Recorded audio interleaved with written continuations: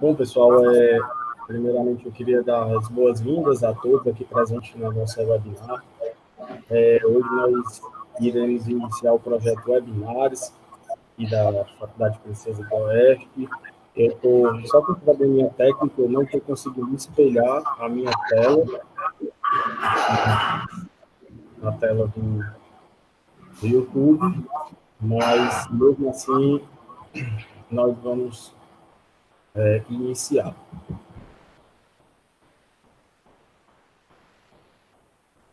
Primeiro, eu queria dar as boas-vindas a todos, dizer que o nosso projeto Webinars, nós vamos tratar do direito e a crise do coronavírus, onde nós teremos como temáticas o direito do trabalho, o direito do consumidor, o direito penal e os direitos humanos, né? O projeto ele foi idealizado para ser realizado às quartas-feiras deste mês de junho e finalizaremos no dia 1º de junho, com a última palestra, que será da professora Ana Paula. Né? Nós vamos ter, de início, a palestra de Direito Penal em Cenários Turbulentos, com o tema onde nós abordaremos os impactos legislativos provenientes da Covid-19. No dia 17 de junho, nós vamos ter Direitos Humanos e Saúde em Tempos de Pandemia, com o professor Marcos Pinto Aguiar, onde vamos ter como mediador o professor Felipe Bezerra Braga. Nós vamos ter, no dia 24 de junho de 2020, os impactos do coronavírus no direito do trabalho. E no dia 1º de julho de 2020, repercussão do coronavírus no direito do consumidor, onde nós teremos como mediação o professor Igor Benevides Amado. Para aqueles que não me conhecem, eu me chamo Keynes Rezende Mota, estou coordenador do curso de Direito da Faculdade Princesa do Oeste, professor da disciplina de Direito Penal 1, já a disciplina que compõe nosso fluxograma no 2º semestre do curso. E hoje, como eu disse para vocês, o nosso tema é Direito Penal em Cenários Turbulentos, impactos legislativos provenientes do Covid-19. Tá? Antes da gente iniciar, a gente está só com um pequeno problema técnico aqui do espelhamento da tela, mas eu vou resolver e peço a vocês a compreensão de 2 segundinhos e a gente retorna, certo? Professora Alessandra, você me ouve? Sim, estou escutando sim, perfeito. Ótimo, professora. Então, você pode iniciar a sua apresentação rapidamente e eu volto em seguida para a gente dar continuidade aqui na tela. Tá certo. Olá a todos, boa tarde. Primeiramente, eu queria agradecer ao professor Keynes pelo convite, dizer que eu estou extremamente honrada em estar aqui nesse evento da webinar, promovido pela FPO, e feliz de estar podendo dividir este webinar com o senhor. Queria dizer que nós pensamos, o professor Keynes pensou nesse projeto, né? E esse é um momento muito importante, acredito eu, de tratarmos sobre esses determinados temas frente a todo esse momento crítico que nós estamos vivendo. E tratar aqui um pouquinho para vocês e com vocês hoje sobre os aspectos criminais e os aspectos penais da Covid-19. E aí eu trouxe alguns artigos que vão estar dentro dos crimes contra a saúde pública, dentro dos crimes contra a periclitação da vida e da saúde, e alguns crimes que vão tratar sobre a ordem econômica e sobre a economia popular. Professora, antes de você iniciar, eu queria só fazer uma breve apresentação, certo? E tecer algumas considerações sobre o próprio tema, enquanto o pessoal aqui do TI coloca aqui a imagem do nosso slide, que a gente está tendo um pequeno problema, tá certo? Tá certo. Mas assim, primeiro eu queria dizer o currículo da nossa convidada de hoje, a conferencista Alessandra Almeida Barros. ela é professora de graduação na Faculdade professora também da Ateneu, Centro Universitário, em Fortaleza, professora de cursos para nas áreas de criminologia e vitimologia e psicopatia, professora de pós-graduação laço senso em Direito e Processo Penal no curso Sentido Único, ministrando as disciplinas de criminologia, vitimologia e medicina legal, professora preparatória para o exame da ordem, professora também nas disciplinas do Estatuto, Código de Ética e Regulamento Geral da OAB, parecerista jurídico, membro da Comissão de Ensino Jurídico da OAB, mestrando em Ciências Criminológicas Forense pela Universidade de La Empresa, em Montevidéu, no Uruguai. Possui pós-graduação em Direito Penal pela Faculdade de Filosofia, Ciências e Letras de Cajazeiras, pós-graduando em Docência do Ensino Superior pela Faculdade de Filosofia, Ciências e Letras de Cajazeiras, possui graduação em Bacharelado em Ciências Jurídicas e Sociais pela Faculdade de Filosofia, Ciências e Letras de Cajazeiras. Essa é a nossa conferencista de hoje, ela que vai tratar do tema mais detalhadamente. Mas antes, eu queria fazer um pequeno adendo em relação ao nosso tema, professor, para dar uma introduzida e falar para os nossos ouvintes aí, e com essa pandemia que acontece no mundo hoje, né, houveram alguns impactos em várias relações sociais, em todos os seus segmentos. E no direito não seria diferente, né? Nós tivemos aí no direito penal um grande impacto com a inovação legislativa da Lei 13.979, de 6 de fevereiro de 2020, que dispõe sobre as medidas para enfrentamento da emergência de saúde pública de importância internacional decorrente do coronavírus, responsável pelo surto de 2019. Essa lei, né, ela trouxe o conceito de... Ela buscou conceituar o isolamento e a quarentena e gerou um impacto em alguns tipos, né, em alguns crimes do nosso Código Penal.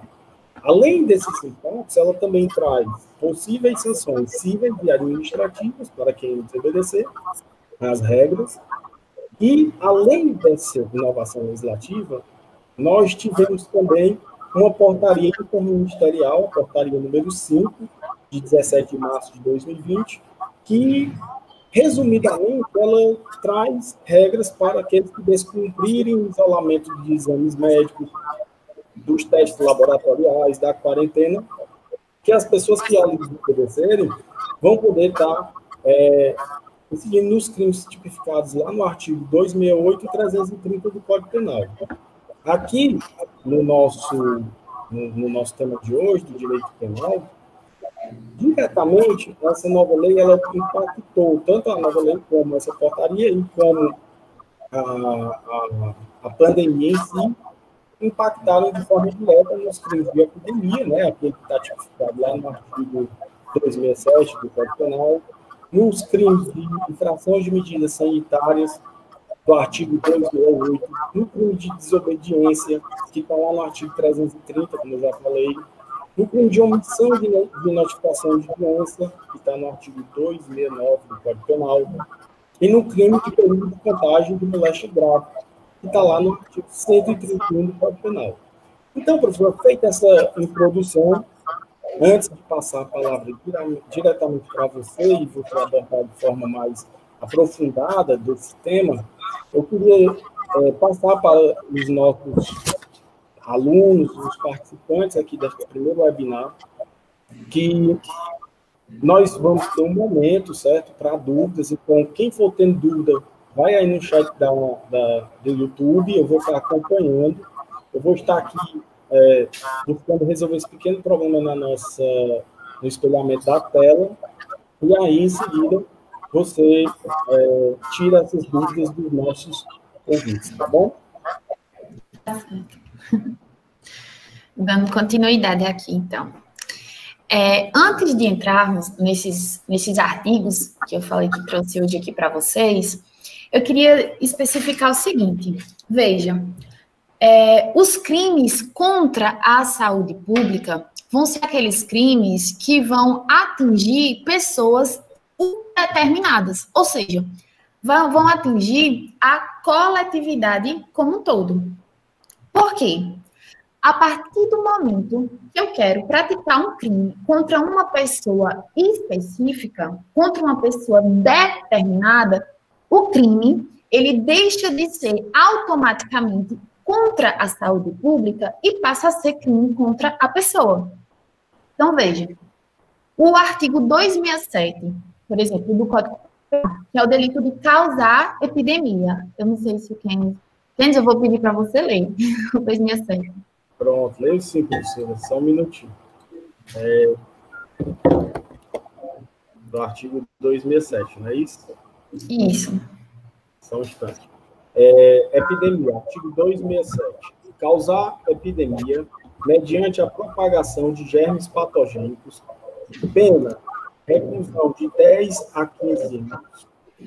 Parágrafo 1º. Se de fato resulta morte, a pena é aplicada em dobro. Parágrafo 2º. No caso de culpa, a pena é de detenção de 1 a 2 anos, ou, se resulta morte, de 2 a 4 anos. Exatamente. Então, veja, o 267 vai ser aquele quando a pessoa sabe que tem o vírus da Covid-19 e dolosamente, ou seja, com dolo, com a intenção, espirra, tosse, cospe na mão e passa, por exemplo, em locais públicos, passa em corrimão de metrô, passa em corrimão de escadas rolantes, em ônibus. Então, veja, ela tem o dolo, ela é portadora do vírus e ela tem o dolo de dar causa à epidemia. Por quê? Todos os indivíduos que passarem por ali vão estar, sim, correndo risco de também serem contaminados pelo vírus. O parágrafo 1º, por exemplo. O parágrafo 1º, ele diz, se resultar morte. Então, veja, se desse 267, esse ato de eu espirrar na mão, esse ato de eu cuspir, de eu tossir na mão e passar em locais públicos, se por esse ato, por consequência direta desta causa epidemiológica que eu causei, o indivíduo, por conta dessa contaminação, ele venha a falecer, ele venha a morrer, o delito, ele vai passar a ser hediondo. Porque ele está lá tipificado na lei dos crimes hediondos, que é a Lei 8.072 de 90. Professora, então, o crime de epidemia é crime hediondo? Não. O crime de causar epidemia, 267, não é crime hediondo. O que vai ser hediondo vai ser a epidemia que resultar morte. Então, a epidemia resultou morte, 267, parágrafo 1º, vai ser crime hediondo, porque vai estar lá na Lei 8.072 de 90. O parágrafo 2º vai trazer a modalidade culposa.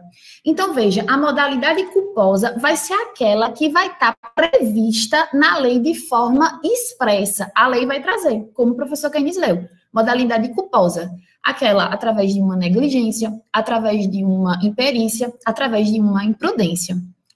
Exemplo, o indivíduo, ele é portador da Covid-19, ele deu positivo para a Covid-19 e ele acabou espirrando, acabou tossindo na mão, mas sem a intenção, veja, por um descuido, porque ele esqueceu de lavar as mãos ou esqueceu de pôr álcool em gel nas mãos, ele toca em algum local público, como nas escadarias, como nos corrimão do metrô, de escadas, enfim. Então, veja, ele vem a dar causa a uma epidemia a título de culpa, culposamente. Ele não tinha intenção. Ele não tinha dolo. Foi um descuido. Esse descuido vai ser punido. Esse descuido vai ser punido pelo 267, parágrafo 2º, a título de culpa. Vale ressaltar, gente, que o nosso cenário atual, ele não se trata mais de uma epidemia. Por quê? Já foi decretada a pandemia.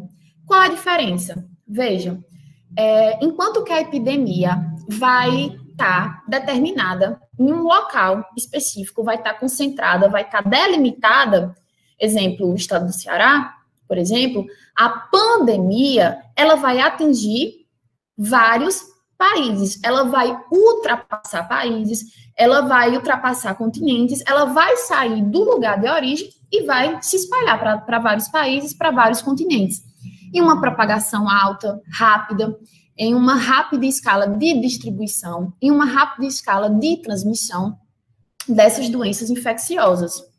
Exemplo, a própria Covid-19, né? O primeiro caso foi em Wuhan, na China, acho que em dezembro de 2019, e logo depois se espalhou rapidamente para todo o mundo, né? Chegando no Brasil em fevereiro, e acho que o primeiro caso foi em São Paulo. Pergunta é, quando se tem uma pandemia decretada, professora, é possível ainda o cometimento, o dar causa a uma epidemia? Veja, no cenário que já se tem uma pandemia decretada, é possível dar causa a uma epidemia? Sim ou não? Nós vamos ter doutrinadores que vão dizer o seguinte, é possível, sim, no sentido de que, por exemplo, existem locais muito distantes, por exemplo, uma ilha isolada, um local afastado, um local completamente distante, que não haja nesse local causas de pandemia. As entradas estão fechadas, as saídas estão fechadas, e digamos que alguém sorrateiramente, escondidamente, clandestinamente, ou de alguma outra forma, tinha conseguido adentrar naquele local, portando o vírus da Covid-19. E dolosamente propague a doença para os moradores que ali estão. Então, veja, para os defensores dessa corrente, vai haver uma epidemia. Por quê? Aquele local em específico, por estar isolado, por estar afastado, provavelmente não haveria casos. Se não fosse esse indivíduo infectado, se esse indivíduo não conseguisse adentrar lá, possivelmente não haveria propagação da doença e muito menos haveria casos naquele ambiente. Esse é o primeiro entendimento. Vai haver também entendimentos contrários que vão dizer o seguinte, já houve uma decretação de uma pandemia. O poder público já determinou algumas normas, como ninguém pode sair de casa, a pessoa que está com a Covid tem que se manter em isolamento social, a pessoa que está com suspeita da Covid tem que se manter em quarentena. Então, veja, a pessoa sabe que está doente, e mesmo assim, ela propaga a doença, ela já não pode mais responder pelo 267, que é o quê? O delito de causar a epidemia. E aí já responderia pelo 268, que é o delito da infração de medida sanitária preventiva. E aí eu vou pedir para o professor Keynes ler o 268. Pronto, professora, eu vou estar lendo aqui. Vou espelhar novamente, porque algumas pessoas pediram no YouTube para que aparecesse o seu rosto na apresentação. Vou novamente aqui incluir a apresentação do slide, tá? Tá.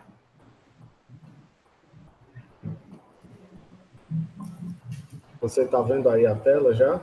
Pronto, tô vendo. Pode ler ou você quer que eu leia? Infração de medida preventiva. Artigo 268. Infringir determinação do poder público destinada a impedir introdução ou propagação de doença contagiosa. A pena é de detenção de 1 mês a 1 ano e multa. No parágrafo único, trata que a pena é aumentada de 1/3 se o agente é funcionário da saúde pública ou exerce a profissão de médico, farmacêutico, dentista ou enfermeiro. Veja, o 268, ele vai trazer justamente isso. Houve a decretação do estado da pandemia. Houve determinações do poder público. E houve uma infração em relação a essas determinações. Ou seja, o indivíduo portador da Covid-19, que deveria estar em casa, que deveria estar cumprindo o isolamento social, ele vai para a rua a título de dolo, ou seja, com a intenção, com a finalidade de propagar. Ele vai responder pelo 268 e não mais pelo 267. Porque o 267 é o quê? Dar causa a uma epidemia, gerar uma epidemia. Porque a pandemia já foi decretada. Então, a doença já está em ação. O indivíduo, ele pode propagar, através de uma infração, algumas dessas determinações das medidas sanitárias impostas determinadas, mas se já foi decretada a pandemia, não haveria mais possibilidade para os defensores dessa corrente que o indivíduo, ele desse causa, que ele gerasse uma epidemia. O parágrafo único do 268, ele vai trazer o seguinte, ele vai dar uma causa de aumento de pena, ele vai trazer uma majoração da pena para aquelas pessoas que, via de regra, elas deveriam proteger a coletividade. Elas estão trabalhando para a saúde, em favor da saúde. Por isso, o legislador, ele teve esse cuidado em trazer uma punição mais severa, através desse parágrafo único do 268, para essas pessoas, né? O 269 agora. Só um minuto, professora. Eu vou passar aqui o slide novamente. Pronto. O 269, a gente vai falar ainda dentro dos crimes contra a saúde pública, sobre a omissão de notificação de doença. Né? O artigo 269, ele reza aqui: deixar o médico de denunciar à autoridade pública doença cuja notificação é compulsória, a pena é de detenção de 6 meses a 2 anos e multa. Exato. O artigo 269, ele traz essa omissão da notificação de doença. Veja, ele traz um crime próprio. No que sentido? Só pode ser praticado por um médico. A diferença é essa. Crime comum pode ser praticado por qualquer pessoa. Crime próprio, o legislador, ele vai lá e diz, só pode ser praticado por essa. Da mesma forma que ele fez no 269. No 269, ele disse, só pode ser cometido, o sujeito ativo do 269 só pode ser um médico. Vão existir, gente, essas doenças de notificação compulsória, que vão ser as doenças infecto-contagiosas. Essas doenças, elas têm, sendo diagnosticadas, tendo conhecimento, elas têm que serem notificadas compulsoriamente. Então, veja, quando a pessoa ela é diagnosticada com essas doenças, é necessário, ou seja, é obrigatório, de caráter obrigatório, que o médico ele faça uma notificação ao órgão sanitário competente. Esse artigo, ele exige da pessoa, do médico, uma notificação compulsória. Ele tem que notificar. E se ele não denuncia, professora, se ele não notifica, ele responde pelo 269. Ele tem a obrigação de notificar. Ele tomou conhecimento, ele tem a obrigação. Se não notificar, responde pelo 269. Agora, vamos imaginar um cenário totalmente diferente. Vamos imaginar aqui uma cidade pequena, um interior, que não tenha médico, que só tenha enfermeiros, que tenha técnicos de enfermagem, mas nem o hospital tenha. Que as pessoas, quando elas adoecem, elas vão ter que ir para outras cidades, para cidades vizinhas, como é o caso que tem aqui perto do interior, aqui, por exemplo, Felizardo, que não tem médico, não tem hospital. Digamos, pegando aqui o caso da minha cidade vizinha, né? A minha não, a cidade vizinha. Aí, nesse caso, Felizardo não tem médico.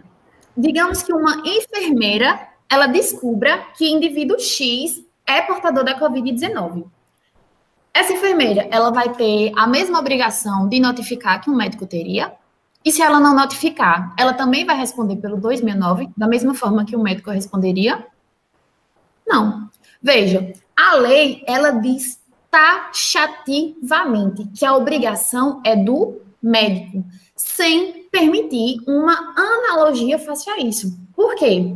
A analogia só pode ser utilizada em bona parte, ou seja, a favor do agente. E mal a parte, para prejudicar o agente, ela não pode. Então, a enfermeira, ela, digamos, ela pode ter uma obrigação moral de notificar, mas uma obrigação jurídica, por exemplo, se ela deixar de notificar, se ela for omissa, né, a questão omissiva, deixar de fazer algo, ela não vai responder pelo 269. Por quê? É um crime próprio, somente o médico irá responder nesse delito. Assim, professora, eu queria só fazer uma participação nessa parte. Esse conteúdo aí a gente trabalha no Direito Penal 1, né, que é analogia em Bonaparte e analogia em Malamparte. E eu sempre digo para eles, né, que nós temos no artigo 1º do Código Penal e na Constituição o princípio da legalidade, né? Não há crime sem lei anterior que o defina, não há apenas um prévio. Então, nesse caso, se houvesse uma imputação de um crime à enfermeira, estaria ferindo também um princípio constitucional, um princípio penal, que é o princípio da legalidade. Justo, perfeito. Aí, agora, eu vou pedir para ler o 330. A gente dá uma lida no próximo artigo. Artigo 330, também ainda dentro dos crimes contra a saúde pública. Trata do crime de desobediência. Desobedecer a ordem legal de funcionário público, detenção de 15 dias a 6 meses e multa.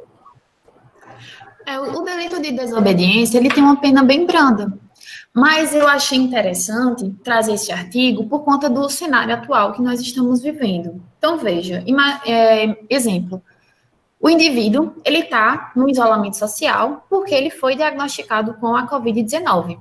Digamos que ele cansou de ficar em casa e ele resolveu dar uma volta e colocou em risco toda a questão, a propagação do vírus na sociedade. As pessoas podem perceber, digamos que um vizinho reconheça e chegue alguma autoridade lá que o ordene para ele voltar para casa. E ele faz o quê? Ele recebe a ordem de voltar para casa e ele desobedece. Ele simplesmente se recusa e não volta. Veja, além dele responder pelo 268, que é a questão da infração das medidas sanitárias, ele infringiu as medidas sanitárias, que era a questão do isolamento, além dele responder pelo 268, ele também vai responder pelo 330. Por quê? Ele vai responder pelo 268, por estar dentro de todo esse cenário que nós estamos trabalhando, do descumprimento das medidas sanitárias, e também vai responder pelo 330 por conta da desobediência. Ele recebeu uma ordem e recusou, e desobedeceu. E aí ele responderia pelo 268, cumulado com o 330. Pronto. Fechamos aqui a questão dos crimes contra a saúde pública. E aí eu trouxe para vocês o 267, 268, 269 e 330. 267, delito de causar, delito de gerar pandemia. O 268 vai ser a pandemia já está decretada, e aí acontece o quê? O descumprimento de alguma medida sanitária. 269, a questão da omissão da notificação do médico, e o 330, o desobediência, que pode ser cumulado com o 268. Agora, nós vamos adentrar nos crimes contra a periclitação. Lembra que no início eu disse que os crimes contra a saúde pública, eles estão diretamente ligados quando atinge o coletivo, quando atinge a sociedade, e que quando passa a atingir pessoa determinada, quando passa a atingir pessoa específica, se torna crimes contra a pessoa. Agora nós vamos adentrar nesses crimes. E aí eu vou pedir para o professor Keynes ler de novo o próximo artigo. Já está espelhado aí, professora? Só um instante. Me confirme se está espelhado. Está espelhado. Pronto. Perigo de contágio de moléstia grave. Uhum. Pronto. Agora nós vamos tratar, pessoal, do crime de perigo de contágio de moléstia grave, onde ele está dentro da periclitação da vida e da saúde. O artigo 931. Praticar com o fim de transmitir a outrem moléstia grave de que está contaminado, ato capaz de produzir contágio. Pena, reclusão de 1 a 4 anos e multa. Pronto. Então, veja, Esses crimes contra a periclitação, como o professor Keynes falou, eles vão ser aqueles crimes que basta que eu coloque em perigo a vida ou a saúde de outrem, eu já vou ter um dos crimes do rol dos crimes contra a periclitação. Então, veja, crime de perigo. Bastou que eu coloque em perigo vida ou saúde, vai ter um dos rolos dos crimes contra a periclitação. E o exemplo que eu trouxe foi o delito de moléstia grave, que está tipificado no 131. Exemplo, o indivíduo, aquele mesmo exemplo que eu dei no 267, o indivíduo, ele sabe que ele é portador da Covid-19, e aí ele tosse na mão, ele espirra na mão, e, exemplo, ele vai e cumprimenta uma pessoa determinada, uma pessoa específica, digamos, o seu desafeto. Eu usei esse mesmo exemplo no 267, mas para atingir a coletividade, para causar a epidemia, locais públicos, locais de acesso à coletividade. Agora eu estou usando esse exemplo para tratar de um sujeito passivo específico, de um sujeito passivo determinado. Então, veja, o indivíduo é portador da Covid-19, sabe que é portador, e ele, por exemplo, ele espirra na mão, ele cospe na mão, ele tosse na mão e cumprimenta a pessoa, pegando na mão, uma pessoa determinada, uma pessoa específica. Exemplo, o seu desafeto. Então, ele vai responder pelo 131, pelo perigo de moléstia grave. O legislador, ele não vai falar em quais são as moléstias graves, né? Então, nós estamos diante de uma norma penal em branco, que aí o professor Keynes traz essa... ele dá na parte geral a questão da norma penal em branco, mas ela vai necessitar de um complemento. E esse complemento vai estar lá no Ministério da Saúde. O Ministério da Saúde, ele vai dizer quais são os delitos de moléstia grave e o que são. A Covid-19 vai ser um deles, porque ela é considerada uma doença infecto-contagiosa, da mesma forma que a tuberculose, da mesma forma que a cólera, da mesma forma que a H1N1 e outros. Então, vejam, eu quero transmitir. Mesmo que eu não consiga transmitir, o delito já vai estar consumado. Eu quero transmitir e eu não consegui transmitir, o delito já vai estar consumado. Por quê? Nós estamos diante de um crime de perigo. Basta pôr em perigo a vida ou a saúde de outro. Não vai precisar causar ou gerar um dano a esse outro. Não precisa transmitir de fato. Basta que coloque em risco a vida ou a saúde de outro, em crime de perigo. Então, veja, minha intenção, digamos, é transmitir a Covid para uma pessoa determinada, para uma pessoa específica, e eu não transmito, eu respondo pelo 131, que é o perigo de contágio de moléstia grave. Eu trouxe o 129 e o 121 no sentido de que vão ter doutrinadores que vão dizer o seguinte: minha intenção é transmitir para determinada pessoa, para pessoa específica, e eu efetivamente venho a transmitir o vírus.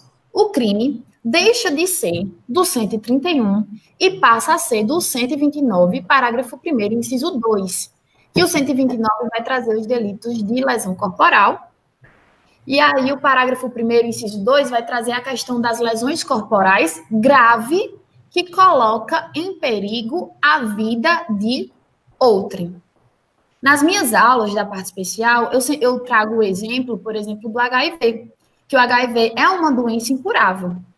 Só que para os defensores dessa corrente, eles consideram também a Covid-19, apesar de ter cura, porque nós já temos um número bastante considerável de pessoas curadas, a justificativa para os defensores dessa corrente é que ele põe, sim, em risco a vida de outrem, causa um perigo de morte, independentemente de ser jovem ou não, de ser saudável ou não, causa um perigo de morte. E por conta de causar esse perigo de vida, no caso, deixaria de responder pelo 131 e passaria a responder pelo 129, parágrafo 1º, inciso 2.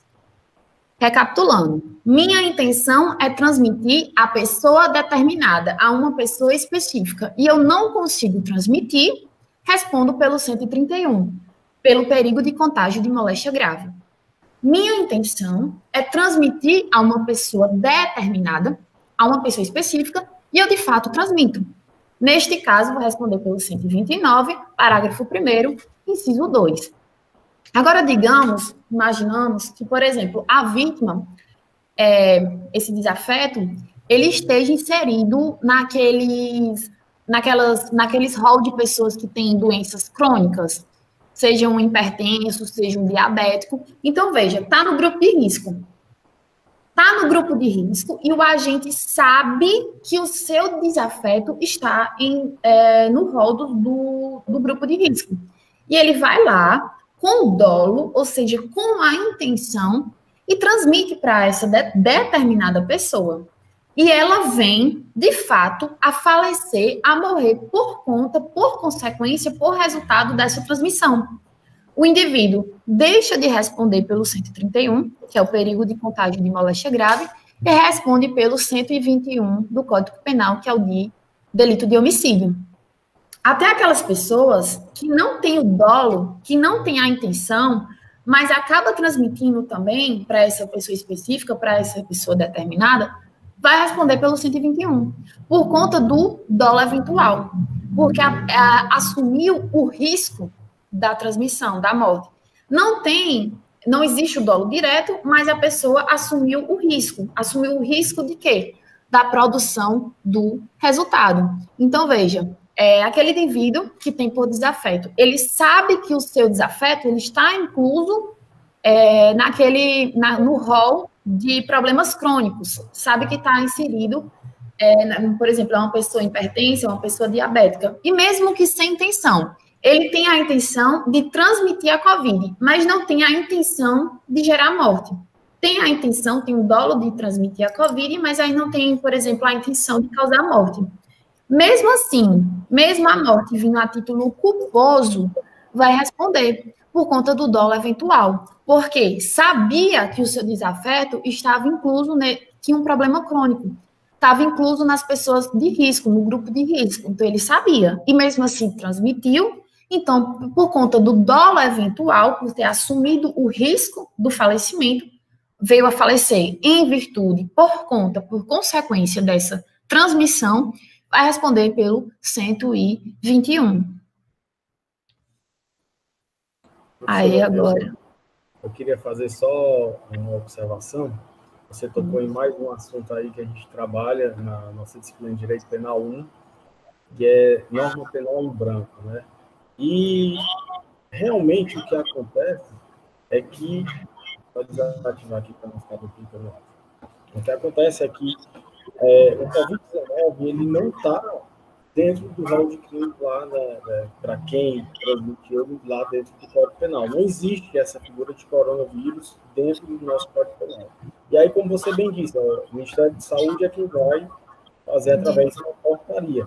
E aqui eu queria fazer uma observação de que se trata de uma norma penal em branco, no caso heterogênea, né? Porque a fonte em que vai se fundar o complemento da norma penal, ela é de um outro nível legislativo, na verdade nem de outro nível, é de uma outra fonte, né? Era essa a observação que eu queria fazer em relação à norma penal em branco heterogênea. Perfeito. Eu vou pedir para passar o slide. Só um instante, por favor. Passando. Já está aí. Pronto. Quer que eu leia? Sim. Por favor. Agora nós vamos falar um pouco dos crimes contra a ordem tributária, econômica e contra as relações de consumo. Na verdade, são os crimes contra as relações de consumo que estão substanciados dentro deste capítulo. É a lei número 8.137, do ano de 1990, e o artigo 7 diz o seguinte: constitui um crime contra as relações de consumo.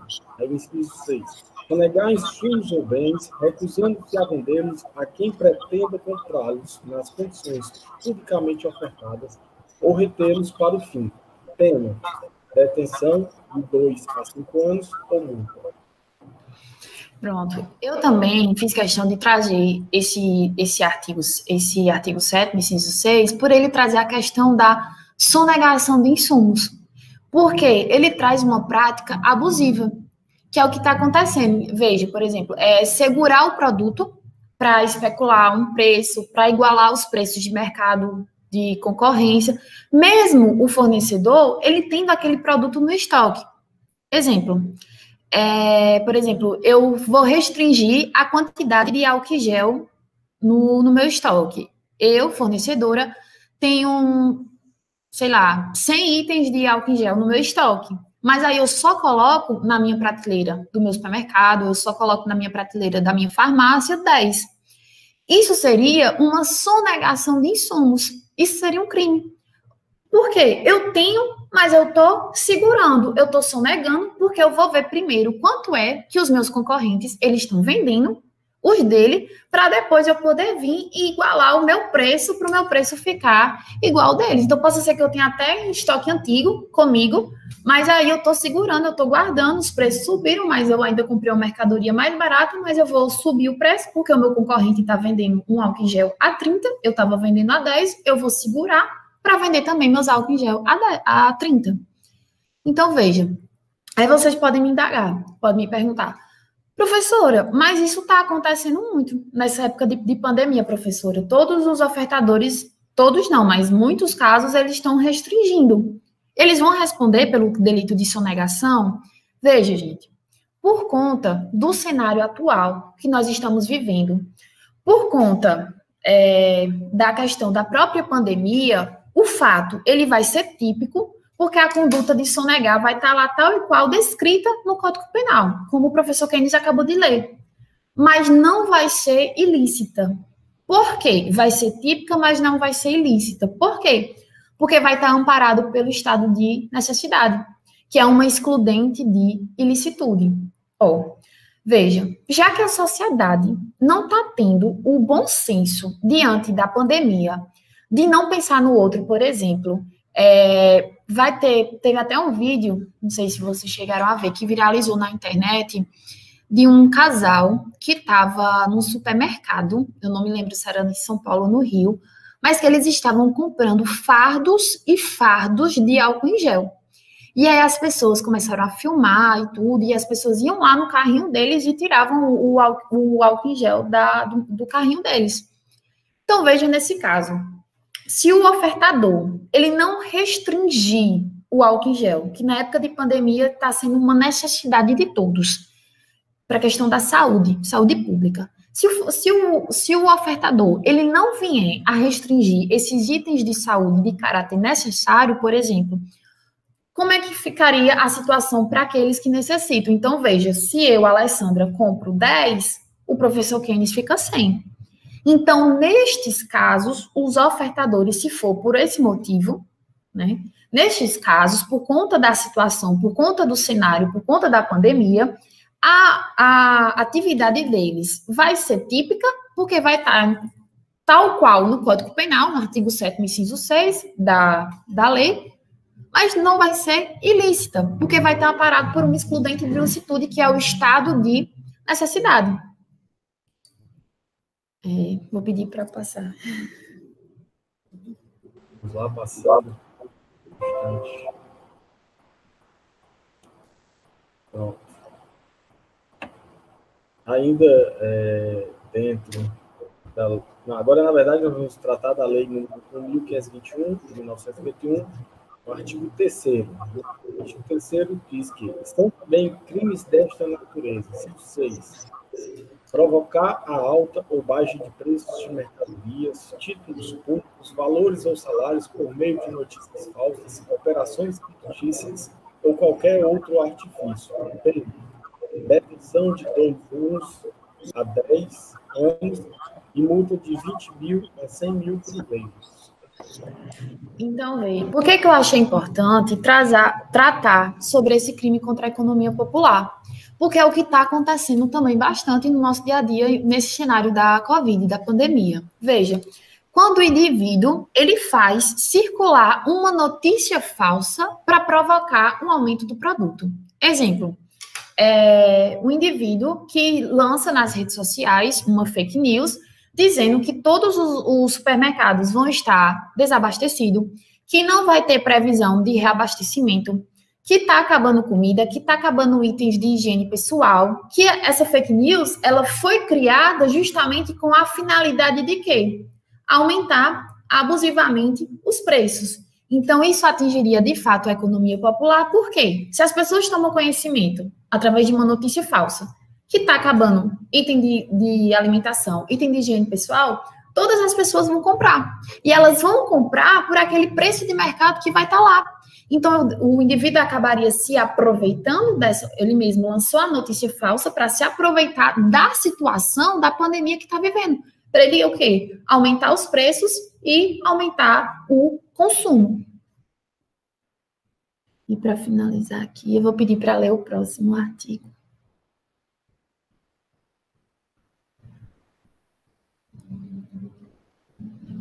Quem está com o microfone mudo?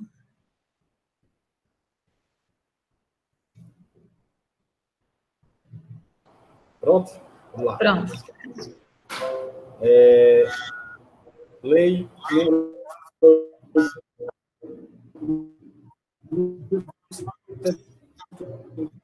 é a ordem econômica. Se formar acordo convém a fixação artificial de preços ou quantidades vendidas ou produzidas. A pena, neste caso, é de reclusão de 2 a 5 anos e multa. Isso. Esse delito, pessoal, é conhecido... Obrigada, professor Guerrini. Esse delito, ele é conhecido como a formação de cartel. Exemplo, é uma empresa que vende determinado produto de caráter necessário, por exemplo, uma empresa que vende álcool em gel, uma empresa que vende máscaras, ela combina um preço de tabela com todos os outros fornecedores, se aproveitando da necessidade do mercado. E por conta deste acordo, todas as outras empresas que também fornecem álcool em gel, todas as outras empresas que também fornecem máscaras, sobem os seus preços de uma vez só. E aí, por isso que na doutrina chama de formação de cartel. Para configurar, gente, esse delito, para configurar esse crime, não vai ser necessário que os produtos eles sejam colocados no mercado. Só o acordo, só o fato de eu juntar todos os fornecedores e fazer um acordo para todos os fornecedores subirem os seus preços, esse acordo já vai bastar. Esse acordo já vai ser suficiente para consumar esse crime, porque ele é um crime de mera conduta, ou seja, ele não precisa da produção de um resultado. Ele não precisa que o produto seja colocado no mercado, esse produto tabelado, ele não precisa que ele seja colocado no mercado e que as pessoas comprem. Não precisa nada disso. Bastou o acordo entre os fornecedores de todos subirem o preço. Bastou o acordo para todos subirem o preço, já vai estar consumado e já todos esses vão responder por essa pena de reclusão de 2 a 5 anos e multa. E espero ter contribuído de alguma forma. Só aqui uma pergunta que alguns alunos estão fazendo em relação a esse último ponto. Eles colocaram assim, e o que acontece com os postos de gasolina? A ordem econômica, eles vão tratar também isso do posto de gasolina também. Entra também, mas não vai entrar nesse cenário atual que nós estamos vivendo por conta da pandemia, né? Mas eu estou tratando mais em relação a fornecedores de algo de caráter necessário. Por quê? Álcool em gel, máscaras, que está sendo necessário para a saúde. Como nós estamos trabalhando todos em casa, digamos, home office, isolamento social, quarentena, a gasolina não seria o quê? Um item necessário. Dá para entender o que a pessoa que perguntou? Espero que eu tenha respondido de uma forma que tenha entendido. Eu acho que é exatamente isso. O assunto abordado ele não reflete diretamente na questão da gasolina. Eu acho que a pergunta, professora, foi o que você deu, o aluno quis saber, porque há uma grande satisfação no comércio local com relação aos preços de combustíveis, até pela similaridade dos preços, né? Por isso que ele pergunta, se não é formação de cartel, a gente não pode fazer essa acusação, mas se houver realmente, conforme tipificado o crime, aí a gente vai poder falar em formação de cartel, mas não aqui, porque não é um item essencial, até porque a gente está vivendo um momento de isolamento, né, de quarentena, onde as pessoas devem evitar ao máximo de casa. Consequentemente, reduz 5% de combustível, então deixa de ser um item essencial neste momento. Queria aqui agradecer o professor Delano, ele que está nos acompanhando, ele é diretor de graduação e pós-graduação da FPO. Muito obrigado. Tem alguns alunos aqui elogiando, professora, a desenvoltura, parabéns mais uma vez. Nós temos 5 minutos. Se alguém tiver alguma dúvida, pessoal, coloquem aí no chat do YouTube ou então me enviem no WhatsApp, que a gente vai buscar responder. Até porque, como o professor Delano colocou aqui no chat, ele disse o seguinte, disse que o tema é bastante relevante, e realmente este tema é relevante, porque nós estamos vivendo um período de pandemia, de restrições de direitos, né?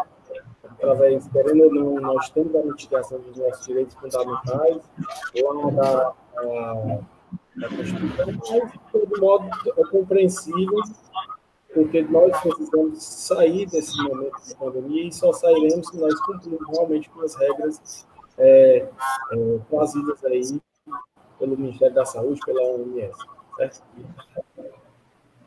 Antes da gente finalizar, eu queria retornar aqui, porque nós temos aquele problema técnico, eu queria só mostrar para o pessoal que puder também depois. Próximos momentos que nós teremos, tá? Estou esperando aí, já está espelhado na tela. Hoje, no dia 10 de junho, professora, nós tivemos esse nosso momento em que tratamos do tema de direito penal, penais turbulentos, os impactos legislativos. Por isso é importante trazer os impactos causados pela Lei 13.979, uma lei que foi editada agora em fevereiro deste ano, né? Então, bem recente, muita coisa nova. As portarias interministeriais, como eu citei, a número 5, de 17 de março de 2020, onde a gente fica assim, até inseguro, porque a gente sabe que somente lei pode criar novos tipos penais, e aí cria-se esse ambiente de insegurança jurídica no nosso ordenamento. Mas, assim, eu espero que o tema é novo, o tema vai gerar muito debate. Acredito que nós ainda não temos jurisprudências atualizadas sobre esses reflexos, dessas inovações, e isso vai demorar um pouco de tempo, mas elas vão chegar. Né? A gente ainda não se comportar. Pode falar, professor. São temáticas que nós estamos, vou dizer assim, a oportunidade de vivenciar, porque são artigos que até então nós só tínhamos visto nos livros, só em livros. Então, exemplo prático para eu poder pensar, para poder dar numa aula, mas era totalmente diferente quando você vê e já acontece, né? Eu estava até vendo uns vídeos do Rogério Sanches, ele dizendo que esses temas eram uns temas que ele tem nas doutrinas dele, mas que ele podia colocar uma receita de bolo que o aluno ia passar direto, porque não lê 267, 268. Pois é. E assim, agora nós estamos realmente vivenciando todos esses artigos que foram tratados hoje aqui na webinar. Isso vai tornar, com certeza, o estudo desses nossos alunos aí nos próximos semestres bem mais interessante, porque vai ser fácil de exemplificar, vai ser fácil, porque todos já ouviram falar.